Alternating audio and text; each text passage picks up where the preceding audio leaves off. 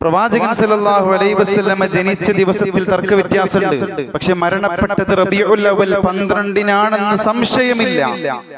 നമ്മുടെ ബാപ്പ, ഉമ്മ, പ്രിയപ്പെട്ടവർ മരണപ്പെട്ട ദിവസം, അത് കഴിഞ്ഞ് 2 അടുത്ത വർഷങ്ങൾ വരുന്ന സമയത്ത് നമ്മൾ ആ ദിവസം ആരെങ്കിലും ബിരിയാണി വെച്ച് പായസം വിളമ്പി ആഘോഷിക്കോ? ആരെങ്കിലും ബുദ്ധിയുള്ള ആളുകൾ ആഘോഷിക്കോ? ഇല്ല. എന്നാൽ റസൂൽ സല്ലല്ലാഹു അലൈഹി വസല്ലമയുടെ മരണ ദിവസമാണ് ഈ സമൂഹം ആഘോഷിക്കുന്നത്. അല്ലാഹുമ്മ ഹ്ദിഹി, നമുക്ക് പ്രാർത്ഥിക്കാനേ പറ്റുള്ളൂ. അല്ലാഹു അവർക്ക് ഹിദായത്ത് കൊടുക്കുമാറാകട്ടെ. പ്രവാചകനെ സ്നേഹിക്കാത്ത കൂട്ടരല്ല നമ്മൾ. പ്രവാചകനെ സ്നേഹിക്കാത്തവൻ മുഅ്മിനല്ല, വിശ്വാസിയല്ല. പ്രവാചകനെ ജീവനേക്കാൾ നമ്മൾ സ്നേഹിക്കണം.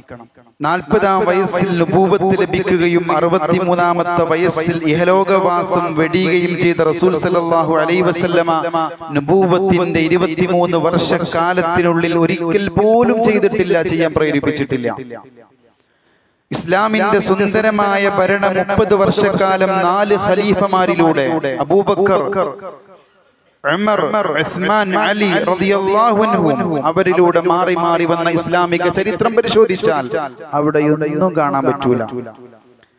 പിൽക്കാലത്ത് വിജ്ഞാന വിസ്ഫോടനം നടത്തിയ മദ്ഹബിന്റെ 4 ഇമാമുമാർ, ഇമാം അബൂ ഹനീഫ, ഇമാം മാലിക് ഇബ്നു അനസ്, ഇമാം ഷാഫിഈ, ഇമാം അഹ്മദ് ഇബ്നു ഹംബൽ, അവരാരും പഠിപ്പിച്ചിട്ടില്ല. പ്രവാചകന്റെ ഭാര്യമാർ ഒന്നും പഠിപ്പിച്ചിട്ടില്ല. പിന്നെ ഇവിടെ തെളിവ്? ഒരു തെളിവില്ല.